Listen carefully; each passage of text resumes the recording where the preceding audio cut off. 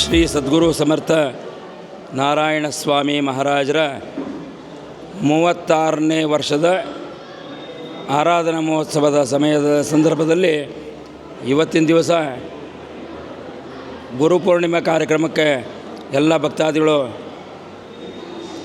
ಅಕ್ಕಪಕ್ಕದ ಊರಿನಿಂದ ಆಂಧ್ರದ ಕಡೆಯಿಂದ ಎಲ್ಲ ಆಗಮಿಸಿದ್ದು ಬೆಳಗ್ಗೆ 4 ಗಂಟೆಯಿಂದ ಮಹಾರಾಜರ ಸಮಾಧಿಗೆ ಅಭಿಷೇಕವನ್ನು ಮಾಡಿ ತುಳಸಿ ಮತ್ತು ಬಿಲ್ವಪತ್ರೆಯನ್ನು ಮಹಾರಾಜರಿಗೆ ಸಮರ್ಪಣೆ ಮಾಡಿ ಅದು ಮಧ್ಯಾಹ್ನ 11 ಗಂಟೆ ಬೆಳಗ್ಗೆ 11:30 ತನಕ ಸಹಿತ ಅಭಿಷೇಕ ನಡೀತಾ ಇತ್ತು. ಅದಾದ ನಂತರ ರುದ್ರಾಭಿಷೇಕ ವಿಪ್ರೋತ್ತಮರಿಂದ ಪ್ರಭುದತ್ತ ಮಹಾರಾಜರು ಅದನ್ನೆಲ್ಲ ಮಾಡಿ ಅಭಿಷೇಕ ಮುಗಿಸಿದ ನಂತರ ಅಲಂಕಾರ ಮಂಗಳಾರತಿ ಆಯಿತು. ಇನ್ನು ಈ ಕಡೆ ಯಾಗಶಾಲೆಯಲ್ಲಿ 23ನೇ ತಾರೀಕಿಂದ ಇವತ್ತಿನ ದಿವಸ ಗುರುಪೂರ್ಣಿಮೆ ಪರ್ಯಂತ ಅಂದರೆ ಸಪ್ತಾಹ ನವಮಿಯಿಂದ ಪೌರ್ಣಿಮೆ ತನಕ ಆರಾಧನಾ ಮಹೋತ್ಸವದ ಸಪ್ತಾಹ ಸಂದರ್ಭ ರಾಮತಾರಕ ಹವನವನ್ನು ಹಮ್ಮಿಕೊಂಡಿದ್ವಿ. ಇವತ್ತು ಅದರದ್ದು ಸಹಿತ ಪೂರ್ಣಾವತಿ ಆಯಿತು. ನಿನ್ನೆ ದಿವಸ ನವಚಂಡಿಕಾ ಯಾಗ ಮತ್ತು ರಥೋತ್ಸವ ನಡೆಯಿತು. ಹೀಗೆ ಒಂದೊಂದು ದಿವಸವೂ ಸಹಿತ ಒಂದೊಂದು ಕಾರ್ಯಕ್ರಮಗಳು ಭಕ್ತರ ಸಹಾಯ ಸಹಕಾರಗಳಿಂದ ಮತ್ತು ಮಹಾರಾಜರ ದಿವ್ಯ ಆಶೀರ್ವಾದದಿಂದ ಈ ಒಂದು ಕಾರ್ಯಕ್ರಮ ಸುರಳಿತವಾಗಿ ಸಾಂಗವಾಗಿ ನಿರ್ವಿಘ್ನವಾಗಿ ನೆರವೇರಿದೆ ಅಂತ ಹೇಳ್ಕೊಳ್ಳೋದ್ರಲ್ಲಿ ಯಾವ ಥರದ ಸಂಶಯವೂ ಇಲ್ಲ. ಮಹಾರಾಜರು ಇಲ್ಲಿ ಬರ್ತಕ್ಕಂಥ ಎಲ್ಲ ಭಕ್ತರಿಗೂ ಸಹಿತ ಆಶೀರ್ವಾದವನ್ನು ಮಾಡಲಿಕ್ಕೆ 2 ಕೈಯಿಂದ ಆಶೀರ್ವಾದವನ್ನು ಮಾಡ್ತಾ ಇದ್ದಾರೆ. ಎಲ್ಲ ಗುರುಗಳು 1 ಕೈಯಿಂದ ಆಶೀರ್ವಾದ ಮಾಡಿದರೆ ಮಹಾರಾಜರು ಆಶ್ರಮಕ್ಕೆ ಬರ್ತಕ್ಕಂಥ ಎಲ್ಲ ಭಕ್ತಾದಿಗಳು ಸಹಿತ ಸುಖ ಸಂತೋಷದಿಂದ ಬಾಳಲಿ ಅನ್ನೋ ಉದ್ದೇಶವನ್ನು 2 ಅಭಯ ಹಸ್ತವನ್ನು ಮಹಾರಾಜರು ಆಶೀರ್ವಾದ ರೂಪದಲ್ಲಿ ತೋರಿಸ್ತಾ ಇದ್ದಾರೆ. ಹಾಗಾಗಿ ಇಲ್ಲಿ ಬರ್ತಕ್ಕಂಥ ಎಲ್ಲ ಭಕ್ತರಿಗೂ ಸಹಿತ ಮಹಾರಾಜರ ಮತ್ತು ಅಯೋಧ್ಯ ರಾಮ ಜನ್ಮ ಭೂಮಿಯ ಮೂಲ ವಿಗ್ರಹಗಳೇನಿಲ್ಲ ನಮ್ಮ ಆಶ್ರಮದಲ್ಲಿ ಮಹಾರಾಜರು ಸ್ಥಾಪನೆಯನ್ನು ಮಾಡಿದ್ದಾರೆ. ರಾಮದೇವರು, ಸೀತಾದೇವಿ ಮತ್ತು ಲಕ್ಷ್ಮಣ ಇವರ ಅನುಗ್ರಹ ನಮ್ಮ ಹರಿಹರ ನಗರಕ್ಕೆ, ಕರ್ನಾಟಕ ರಾಜ್ಯಕ್ಕೆ, ಭಾರತ ದೇಶಕ್ಕೆ ಅಷ್ಟೇ ಅಲ್ಲದೆ ವಿಶ್ವಕ್ಕೂ ಸಹಿತ ಭಗವಂತನ ಆಶೀರ್ವಾದ, ಮಹಾರಾಜರ ಆಶೀರ್ವಾದ ಎಲ್ಲ ಆಸ್ತಿಕ ಭಕ್ತ ಮಹಾಜನರಿಗೂ ಸಹಿತ ಮಹಾರಾಜರು ಅನುಗ್ರಹವನ್ನು ಮಾಡಲಿ. ಈಗ ಮಳೆಗಾಲ ಪ್ರಾರಂಭ ಆಗಿ ಭಾಳ ದಿವಸದಿಂದ ಮಳೆ ಬರ್ತಾನೇ ಇಲ್ಲ. ಹಾಗಾಗಿ ರೈತರು ಬಹಳ ಕಂಗಾಲಾಗಿದ್ದಾರೆ. ಭಗವಂತನ ಅನುಗ್ರಹದಿಂದ, ಮಹಾರಾಜರ ಆಶೀರ್ವಾದದಿಂದ ಉತ್ತಮವಾಗಿರ್ತಕ್ಕಂಥ ಮಳೆ ಬರಲಿ, ಉತ್ತಮವಾಗಿರ್ತಕ್ಕಂಥ ಬೆಳೆ ಬರಲಿ, ಎಲ್ಲರೂ ಸಹಿತ ಪ್ರೀತಿ ವಿಶ್ವಾಸ ಸ್ನೇಹದಿಂದ ಇರ್ತಕ್ಕಂಥ ಯೋಗವನ್ನು ಭಗವಂತ ಮಹಾರಾಜರು ಕರುಣಿಸಲಿ ಅಂಥೇಳಿ ಮಹಾರಾಜರ ಹತ್ರ ರಾಮನ ಹತ್ರ ಪ್ರಾರ್ಥನೆಯನ್ನು ಮಾಡಿಕೊಳ್ತಾ, ಗೋ ಸಂರಕ್ಷಣೆ ನಮ್ಮ ದೇಶದಲ್ಲಿ ಮುಖ್ಯವಾಗಿ ನಡೆಯಬೇಕು. ಗೋವುಗಳನ್ನು ನಾವು ಯಾವ ರೀತಿ ಪೋಷಣೆಯನ್ನು ಮಾಡಿ ಸಾಕಬೇಕು ಅಂತಂದರೆ ಹಿಂದೆಲ್ಲ ಯಾವ ರೀತಿ ಋಷಿಮುನಿಗಳು ಕಾಪಾಡ್ತಾ ಇದ್ರೋ ಅದೇ ರೀತಿಯಲ್ಲಿ ಇವತ್ತಿಗೂ ಸಹಿತ ಗೋಮಾತೆಯನ್ನು ನಾವು ಭಕ್ತಿಯಿಂದ ಪೂಜೆ ಮಾಡಿ ಅದನ್ನು ಆರಾಧನೆಯನ್ನು ಮಾಡ್ತಾ, ಎಲ್ಲಿ ಗೋ ಸೇವೆ ನಡೀತಾ ಇದೆ ಅಲ್ಲಿ ಹೋಗಿ ನಮ್ಮ ಶಕ್ತಿಗೆ ಅನುಸಾರವಾಗಿ ಕಾಣಿಕೆಯನ್ನು ಕೊಡ್ತಕ್ಕಂಥದ್ದು, ಹುಲ್ಲನ್ನು ಕೊಡ್ತಕ್ಕಂಥದ್ದು, ತರಕಾರಿಯನ್ನು ಕೊಡ್ತಕ್ಕಂಥದ್ದು, ಏನಾದರೂ ಒಂದು ಗೋ ಸೇವೆಯಲ್ಲಿ ಪಾಲ್ಗೊಂಡ್ರೆ ಗೋಮಾತೆ ಕೊಡ್ತಕ್ಕಂಥ ಅನುಗ್ರಹ ಯಾವ ದೇವಾನುದೇವತೆಗಳು ಕೊಡಲಿಕ್ಕೆ ಸಾಧ್ಯ ಇಲ್ಲ. ಯಾಕಂದರೆ ಎಲ್ಲ ದೇವಾನುದೇವತೆಗಳು ಸಹಿತ ಗೋಮಾತೆಯ ಉದರದಲ್ಲಿ ಗೋಮಾತೆಯಲ್ಲಿದ್ದಾರೆ. ಹಾಗಾಗಿ ಎಲ್ಲರೂ ಸಹಿತ ಗೋವನ್ನು ರಕ್ಷಿಸಿ ಬೆಳೆಸಿ ಸಂರಕ್ಷಣೆಯನ್ನು ಮಾಡೋಣ. ಅಷ್ಟೇ ಅಲ್ಲದೆ ನಮ್ಮ ಭಾರತ ದೇಶದ ಗಡಿಯನ್ನು ಕಾಯ್ತಕ್ಕಂಥ ಎಲ್ಲ ಸೈನಿಕರಿಗೂ ಸಹಿತ ಮಹಾರಾಜರು ಮತ್ತು ರಾಮದೇವರು ಅನುಗ್ರಹವನ್ನು ಮಾಡಲಿ. ಅವರು ಆರೋಗ್ಯದಿಂದ ಇದ್ದು ನಮ್ಮ ದೇಶದ ಗಡಿಯನ್ನು ಕಾಯಲಿ ಮತ್ತು ನಮ್ಮ ದೇಶಕ್ಕೆ ಯಾವ ಥರದ ವಿಪತ್ತುಗಳು ಬರದೇ ಇರಲಿ ಅಂತ ಭಗವಂತನ ಹತ್ರ ಪ್ರಾರ್ಥನೆಯನ್ನು ಮಾಡಿಕೊಳ್ತಾ ಈ ಒಂದು ಕಾರ್ಯಕ್ರಮ ಹೀಗೆ ನಿರಂತರವಾಗಿ ನಡೀತಾ ಇರಲಿ. ಇಲ್ಲಿ ಬರ್ತಕ್ಕಂಥ ಆಶ್ರಮಕ್ಕೆ ಬರ್ತಕ್ಕಂಥ ಎಲ್ಲ ಭಕ್ತಾದಿಗಳಿಗೂ ಸಹಿತ ಶ್ರೀರಾಮಚಂದ್ರ ಸ್ವಾಮಿ ಮತ್ತು ಮಹಾರಾಜರು ಅವರವರ ಮನೋಬಯಕೆಗಳನ್ನು ಅವರವರ ಯೋಗ್ಯತೆಗೆ ಅನುಸಾರವಾಗಿ ಕರುಣಿಸಲಿ ಅಂತ ಪ್ರಾರ್ಥನೆಯನ್ನು ಮಾಡಿಕೊಳ್ತಾ ಈ ಒಂದು ವಿನಂತಿಯನ್ನು ಪ್ರಭು ಶ್ರೀರಾಮಚಂದ್ರನ ಚರಣಕಮಲಗಳಲ್ಲಿ ಅರ್ಪಣೆಯನ್ನು ಮಾಡ್ತಾ ಇದ್ದೀವಿ. ಜೈ ಜೈ ರಘುವೀರ ಸಮರ್ಥ.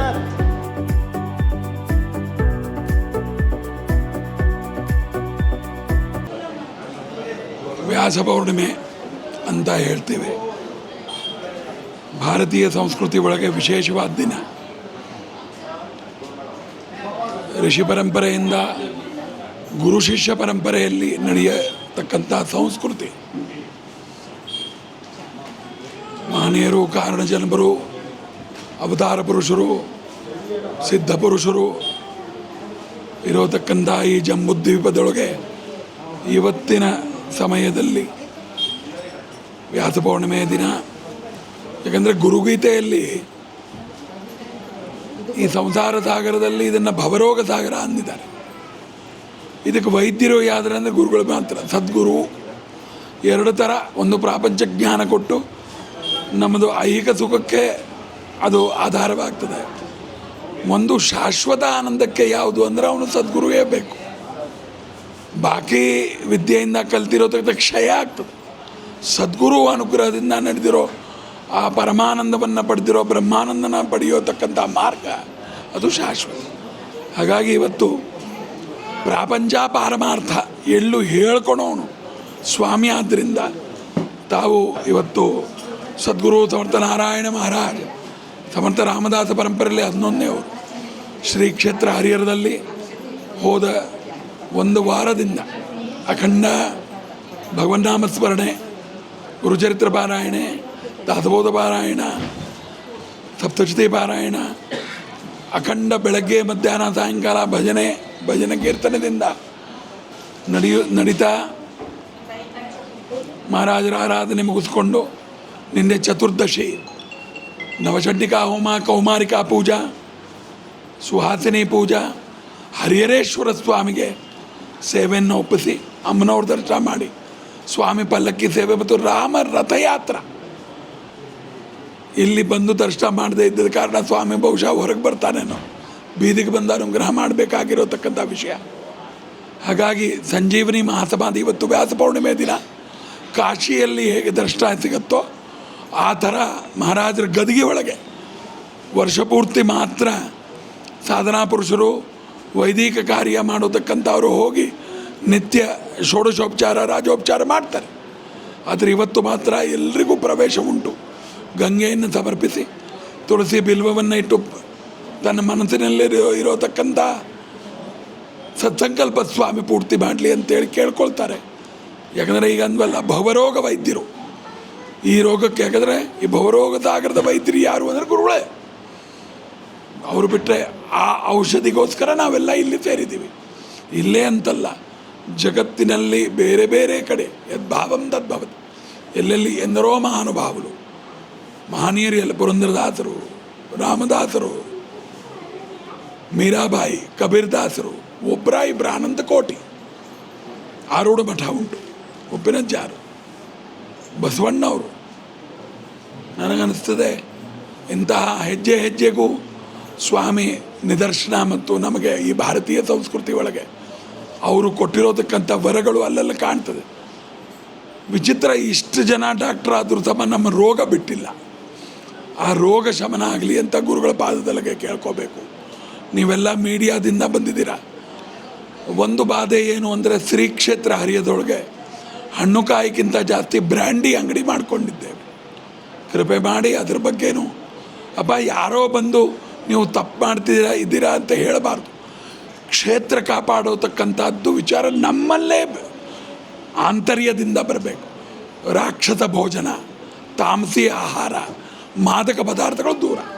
ಯಾಕಂದರೆ ಶ್ರೀ ಕ್ಷೇತ್ರಕ್ಕೆ ಸ್ವಾಮಿಗಳ ಹತ್ರ ಯಾಕೆ ಬರ್ತಾರೆ? ಬಾಧೆ ಪರಿಹಾರ ಆಗಲಿ, ಮನಸ್ಸಲ್ಲಿ ಸಂಕಲ್ಪ ಪೂರ್ತಿ ಆಗಲಿ, ಏನೋ ವೇದನೆ, ಮನೋವೇದನೆ, ಶಾರೀರಿಕ ವೇದನೆ ಸ್ವಾಮಿಗೆ ದೇಯಿ ಅಂತ ಕೇಳ್ತಾರೆ. ಪಿತೃಕಾರ್ಯಾರ್ಥ ಗಂಗಾ ಸ್ನಾನ ತುಂಗಾಪಾನ ಅಂದಿದ್ದಾರೆ. ಗಂಗೆಯಲ್ಲಿ ಮುಳುಗ್ತೀವಿ, ಹರಿಹರೇಶ್ವರ ದರ್ಶನ ಮಾಡ್ತೀವಿ, ಅಮ್ಮನವ್ರ ದರ್ಶನ ಮಾಡ್ತೀವಿ, ಸ್ವಾಮಿ ದರ್ಶನಕ್ಕೆ ಬರ್ತೀವಿ. ಅಂಥ ಪವಿತ್ರೆಯನ್ನು ಕಾಪಾಡ್ಕೊಳ್ಳೋದು ನಮ್ಮ ಜವಾಬ್ದಾರಿ. ದಾವಣಗೆರೆ ಜಿಲ್ಲೆ ಎಲ್ಲವೂ ಅದರಲ್ಲಿ ಹರಿಹರದಲ್ಲಿ ಇರೋತಕ್ಕಂಥವ್ರ ಜವಾಬ್ದಾರಿ. ಹಾಗಾಗಿ ಎಲ್ಲರಿಗೂ ಕಳಕಳಿಯಿಂದ ಕೇಳ್ಕೊಳ್ಳೋದು ಏನಂದರೆ ಹವ್ಯಾಸಗಳಿಗೆ ದೂರವಾಗಿ, ಮಾದಕ ಪದಾರ್ಥಗಳನ್ನು ದೂರವಾಗಿ ತಮ್ಮ ಬಾಳನ್ನು ತಾವು, ಯಾಕಂದರೆ ವಿಷ ಕುಡಿದೇನೇ ಮನುಷ್ಯ ಫುಟ್ಬಾಲ್ ಆಡ್ತಾನೋ ಜಿಮ್ನಲ್ಲೋ ತೀರು ಹೋಗ್ತಾ ಇದ್ದಾನೆ. ವಿಷ ಕುಡಿದ್ರೆ ಗ್ಯಾರಂಟಿನೇ ಅಲ್ವಾ? ಹಾಗಾಗಿ ಇವತ್ತು ಯಾರಿಗೋಸ್ಕರ ಮಾಡೋದು ವ್ಯಾಸ ಪೌರ್ಣಿಮೆ? ತನ್ನ ಭಾಳ ಸ್ವಾಂತ ಸುಖಾಯ ಜೀವಿತನ್ನು ಬಂದಿರೋತಕ್ಕಂಥ ಈ ಮನುಷ್ಯ ಜೀವನ ಸಾರ್ಥಕ ಆಗಲಿ ಅಂತೇಳಿ ಗುರುಗಳ ಚರಣಾರವಿಂದದಲ್ಲಿ ಪ್ರಾರ್ಥನೆ ಮಾಡಿ ಅವರು ಪ್ರಸಾದ ಪಡೆದು ಈ ಒಂದು ಚೈತನ್ಯ ಎಲ್ಲರಿಗೂ ಬರಲಿ, ಇಡೀ ಜಗತ್ತಿಗೆ ಪ್ರಸರಿಸಲಿ ಅಂತೇಳಿ ನಾವೆಲ್ಲ ಪ್ರಾರ್ಥನೆ ಮಾಡೋಣ. ವಿದ್ಯಾರ್ಥಿಗಳಿಗೆ ದುಶ್ಚಟಗಳಿಗೆ ಭಾಳ ಜನ ಬಲಿಯಾಗ್ತಿದ್ದಾರೆ. ಇಷ್ಟು ಯುದ್ಧ ನಡೆದಿದೆ, ಅವರಿಗೆ ಬಾಂಬ್ ಹಾಕಿ ಕೊಲ್ಲಬೇಕು ಅಂತೇಳಿ ಕ್ಷಿಪಣಿಗಳೇ ನಮ್ಮ ಭಾರತೀಯರಿಗೆ ಏನು ಮಾಡೋದು ಬೇಡ, ವಿಷ ಅಂಟಿಸಿಬಿಟ್ಟಿದ್ದಾರೆ. ಚಿಕ್ಕ ಮಕ್ಕಳೇನು, ಸ್ಕೂಲ್ ಹುಡುಗರೇನು, ಕಾಲೇಜ್ ಹುಡುಗರೇನು, ಡಾಕ್ಟ್ರ್ ಹಾಸ್ಟೆಲ್ ಏನು, ಇಂಜಿನಿಯರ್ ಹಾಸ್ಟೆಲ್ ಎಲ್ಲ ಸೇರಿಕೊಂಡಿದೆ. ಬಹುದರಿದ್ರ ಒತ್ತು. ನಾನಿವತ್ತು ಹೇಳ್ತಾ ಇದ್ದೆ, ಕಾರ್ಪೊರೇಟ್ ಕಲ್ಚರ್ನಲ್ಲಿ ಕೆಲಸ ಮಾಡೋರಿಗೆ ವಿಷ ಕುಡಿಯೋ ಕೊಠಡಿ ಕೊಡ್ತಾ ಇದ್ದಾರೆ. ನೀವು ಕೇಳಿರೋದಿಲ್ಲ, ಇದನ್ನು ವಿಚಾರ ಮಾಡಿ. ಇಲ್ಲ, ಕೇಳಿದ್ದೀವಿ. ಸಿಗರೇಟ್ ವಿಷ ಕುಡಿಯೋ ಕೊಠಡಿ ಕೊಡಬೇಕಾ? ಅಥವಾ ನಮ್ಮ ಹತ್ರ ಕೆಲಸ ಭಾರಿಯಾಗಿ ಮಾಡ್ತಾ ಇದ್ದಾನೆ ಪಾಪ, 8 ಗಂಟೆ ಬೆಳಗ್ಗೆ ಬಂದು ರಾತ್ರಿ 12ವರೆಗೂ ಅವನಿಗೆ ಪುರ್ಸತ್ತಿರೋದಿಲ್ಲ. ಅವನಿಗೇನಾದರೂ ಹಣ್ಣು ಹಂಪಲು ಕೊಡಬೇಕು, ಮಜ್ಜಿಗೆ ಹಾಲು ಕೊಡಬೇಕು. ನಮ್ಮ ಸಂಸ್ಕೃತಿಗೆ ಏನು ಬೇಕೋ ನಾವು ನಿರ್ಣಯ ಮಾಡಿ. ನಾವು ಯಾಕೆ ಇದಕ್ಕೆ ಬಲಿಯಾಗ್ತಾ ಇದ್ದೀವಿ ಯಾರಿಗೂ ಗೊತ್ತಿಲ್ಲ. ಬೆಂಗಳೂರು ತವರ ಮನೆ, ಎಲ್ಲ ಕಷ್ಟಕ್ಕೂ ಪರಿಹಾರ, ಆದರೆ ಇದು ವಿಷಯ ಏನು? ಹಾಗಾಗಿ ನನಗನ್ಸುತ್ತೆ ಇವತ್ತಿನ ಕಾಲ ಮಾನ ಪರಿಸ್ಥಿತಿ ಇದಕ್ಕಂತೆ. ಇವತ್ತು ಸ್ವಲ್ಪ ಎಲ್ಲರಿಗೂ ವಿಚಾರ ಮಾಡಿ. ನಿಮಗನ್ಸುತ್ತೆ ನನ್ನ ಮಗ ಈ ಹವ್ಯಾಸಕ್ಕೆ ಹೋಗಬಾರ್ದು, ಅವನು ಇದನ್ನು ಮಾಡಬಾರ್ದು, ಅದನ್ನು ಮಾಡಬಾರ್ದು, ಅದು ಸಿಕ್ಕಾಕೊಂಡಲ್ಲವ ಜಾಲೆ. ಹಾಗಾಗಿ ಮೀಡಿಯಾದಲ್ಲಿ ಎಲ್ಲ ಕಡೆ ವ್ಯಾಪಾರಸ್ಥರಿಗೂ ನಾನು ಕೇಳ್ಕೊ, ವೈನ್ ವ್ಯಾಪಾರ, ಮಾದಕ ಪದಾರ್ಥದ ವ್ಯಾಪಾರ, ಹೆಂಡದ ವ್ಯಾಪಾರ ಬೇಡಪ್ಪ. ನಮ್ಮ ಮಕ್ಕಳು ಮೊಮ್ಮಕ್ಕಳು ಹಾಳಾಗ್ಬಿಡ್ತಾರೆ, ಕಾಲಗ್ರಾಸ ಆಗ್ತದೆ. ಸಮಾಜ ನಿರ್ಮಾಣ ಮಾಡೋದು ಕಷ್ಟ, ಹಾಳು ಮಾಡೋದು ಕ್ಷಣ ಆಗೋದಿಲ್ಲ. ಹಾಗಾಗಿ ಒಂದು ಹಿರೋಶಿಮೆ ಆಮೇಲೆ ಬಾಂಬ್ ಬಿತ್ತು, ಎಲ್ಲ ಸರ್ವನಾಶ. ಇವತ್ತಿಗೂ ಅಳ್ತಾರೆ, ಇವತ್ತಿಗೂ ಮಕ್ಕಳು ಹುಟ್ಟೋದೆಲ್ಲ ಏನೋ ಒಂಥರ ವಕ್ರ, ಅಷ್ಟಾವಕ್ರ ಹುಟ್ಟುತ್ತೆ. ಅವ್ರು ಎದುರ್ತಾರೆ ಜಪಾನ್ದವರು, ಬೇಡ ಬೇಡ ಬೇಡ, ಆದರೂ ನಾವು ಬಿಡಲಿಲ್ಲ. ಹಾಗಾಗಿ ಗುರುಗಳು ಕೃಷ್ಣಂ ವಂದೇ ಜಗದ್ಗುರು, ಪರಮಾತ್ಮ ರಾಮ ಪರಮೇಶ್ವರ ಜಗದ್ಗುರು. ಇವತ್ತು ಅವನನ್ನು ಉಪಾಸನೆ ಮಾಡಿಕೊಂಡು ಕಾಪಾಡಪ್ಪ, ಯಾರೂ ಇಲ್ಲ ನಮಗೆ ಅಂತ ಹೇಳ್ತಾ ಇದ್ದೇವೆ. ಹಾಗಾಗಿ ತಾವೆಲ್ಲರೂ ಮೀಡಿಯಾಗೆ ದೊಡ್ಡ ಜವಾಬ್ದಾರಿ ಉಂಟು. ಬಾಕಿ ಎಲ್ಲ ಇರಲಿ, ರಾಜಕೀಯದೊಳಗೆ ಪ್ರಪಂಚ ಎಲ್ಲ ಇರ್ತದೆ. ಈ ಶಾಶ್ವತ ಏನು ನನ್ನ ಬಾಳನ್ನು, ನಮ್ಮ ಸಂಸಾರವನ್ನು ಸ್ಥಿರ ಮಾಡೋ ವಿಚಾರಗಳು ಸ್ವಲ್ಪ ಪ್ರತ್ಯಕ್ಷವಾಗಿ ಹೋದಾಗ ಮನಸ್ಸಿಗೆ ನೆಮ್ಮದಿ ಆಗುತ್ತೆ. ಹಾಗಾಗಿ ತಮ್ಮಲ್ಲಿ ಕೇಳ್ಕೊಳ್ಳೋದು ಇಷ್ಟೇ, ಈ ಥರದ ಯಾಕಂದರೆ ಇವತ್ತಿಂದ ವ್ಯಾಸಪೂರ್ಣಿಮೆ ಪ್ರಾರಂಭ ಆಗಲಿಲ್ಲ, ಇದು ತರಬೇತಿ. ಇಲ್ಲಿ ಬಂದು ಸಮೀಕ್ಷೆ ಮಾಡ್ಕೊಳ್ತೀವಿ, ನಾನೇನು ಮುಂದೆ ಮಾಡೋದು. ಹಾಗೆ ತನ್ನ ಸುಖ ತಾರ ಯಾರು ನೋಡ್ತಾರೆ? ಮಹಾವಾಕ್ಯ ನನ್ನ ಪರೋಪಕಾರಾರ್ಥ ಇದೆ. ಸ್ವಲ್ಪ ಶರೀರ ಕೊಟ್ಟು, ಜ್ಞಾನ ವಿಜ್ಞಾನವನ್ನು ಕೊಟ್ಟು, ಡಿಜಿಟಲ್ ಎಲ್ಲ ಕೈಯಲ್ಲಿ ಕೊಟ್ಟು, ಆರೋಗ್ಯ ಕೊಟ್ಟು ನಡೆಸ್ತಾರಲ್ವಾ, ಅದು ಬಹು ಸ್ವಲ್ಪ ಸಮಯ ಇದೆ ಜೀವನದಲ್ಲಿ. ಬೇರೆ ನನ್ನ ಬಾಳು, ನಂದು ಸ್ವಾರ್ಥ ಇದೆ. ಪಾರಮಾರ್ಥಕ ನಾನೇನು ಮಾಡ್ತೀನಿ ಅನ್ನೋ ವಿಚಾರ ಬಂದರೆ ಆನಂದನೇ ಆನಂದ. ನೀವೇನು ಹಂಚಿದ್ರು ಕ್ಷಯ, ಇದು ಒಂದು ಮಾತ್ರ ಕ್ಷಯ ಆಗ್ತದೆ. ನೀವೇನು ವಸ್ತುಗಳು ಹಂಚೋದು ಯಾರೂ ಆನಂದ ಪಡೋದಿಲ್ಲ ಶಾಶ್ವತ. ಈ ವಿಚಾರವನ್ನು ನೀವು ಹೇಳಿ ಅದು ಶಾಶ್ವತ ಆನಂದ ಕೊಡ್ತದೆ. ಹಾಗಾಗಿ ತಾವು ಮಾಡಿ ಇವತ್ತಕ್ಕೆ ತಮ್ಮಲ್ಲಿ ಕಳಕಳಿಯಿಂದ ಕೇಳ್ಕೊಳ್ಳೋದಷ್ಟೇ. ಏನು ಜೈ ಜೈ ರಘುವೀರ ಸಮನ್ ಸಿಯಾವರ ರಾಮಚಂದ್ರ ಭಗವಾನ ಕಿ, ಮಹಾರುದ್ರ ಹನುಮಾನ ಕಿ, ಗೋಮಾತಾ ಕಿ, ವೇದ ಮಾತಾ ಕಿ, ಜಗಜ್ಜನನಿ ಮಾತಾ ಕಿ, ಹರಿಹರೇಶ್ವರ ಸ್ವಾಮಿ महाराज की, सब साधु संतन की, सब साधु संतन की जय जय रघुवीर, धर्म की जय, अधर्म का नाश हो, प्राणियों में सद्भावना, विश्व का कल्याण, हर हर हर। ನಕ್ಷತ್ರ ಟಿವಿ ಲೋಕಲ್ ನ್ಯೂಸ್, ಇದು ನಿಮ್ಮದೇ ಧ್ವನಿ.